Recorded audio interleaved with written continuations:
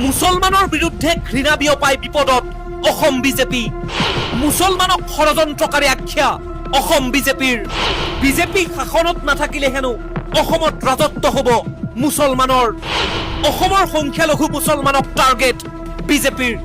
দিলীপ শইকীয়া আৰু হিমন্ত বিশ্ব নেতৃত্বাধীন অসম বিজেপিৰ এই নিকৃষ্ট কাণ্ডৰ বাবে অসম বিজেপিলৈ জাননী জাৰি দেশৰ উচ্চতম ন্যায়ালয়ৰ। ২৬ৰ বিধানসভা নিৰ্বাচন সমাগত আৰু ২৬ৰ বাবে অসমত ঘৃণা বিয়পাই অসমখনক ভাগ ভাগ কৰাত ইতিমধ্যেই লাগি গৈছে বিজেপি। ২৬ৰ নিৰ্বাচনৰ এই প্ৰাক্ষণত বিজেপিয়ে সাম্প্ৰদায়িক ঘৃণাৰে অসমৰ মানুহক ভাগ ভাগ কৰি সেকিবলৈ বিচাৰিছে নিজৰ ৰাজনৈতিক ৰুটি। আৰু সেই উদ্দেশ্যৰেই যোৱা ১৫ ছেপ্টেম্বৰত অসম বিজেপিয়ে এক্স হেণ্ডেলত এটা AI জেনেৰেটেড ভিডিঅ' প্ৰচাৰ কৰিছিল।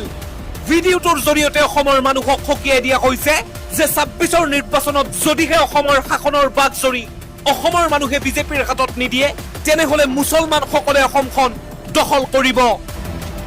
ভিডিঅ'টো ইতিমধ্যেই ৪৬ লাখ মানুহে চাইছে আৰু তেনে এক প্ৰেক্ষাপটত মুছলমানৰ বিৰুদ্ধে ঘৃণা বিয়পোৱা এই ভিডিঅ'টোৰ সন্দৰ্ভত জনৈক কুৰবান আলীয়ে জনোৱা লেখ আবেদনৰ শুনানি কালত আবেদনকাৰীৰ হৈ জ্যেষ্ঠ অধিবক্তা নিজাম পাছাই যুক্তি আগবঢ়াই কয় যে এটা নিৰ্দিষ্ট সংখ্যালঘু সম্প্ৰদায়ক লক্ষ্য কৰি লৈ এটা ৰাজনৈতিক দলে সংখ্যাগুৰুৰ ভোট বিচৰাটো সংবিধান তথা বিধিসন্মত হ'ব নোৱাৰে। আৰু এই সন্দৰ্ভত বিজেপিয়ে প্ৰচাৰ কৰা ভিডিঅ'টোৰ আপত্তিজনক বিষয়বোৰ বিবেচনা কৰি ন্যায়াধীশ বিক্ৰম নাথ আৰু সন্দীপ নাথৰ খণ্ড বিচাৰপীঠে অসম বিজেপিলৈ জাৰি কৰে জাননী।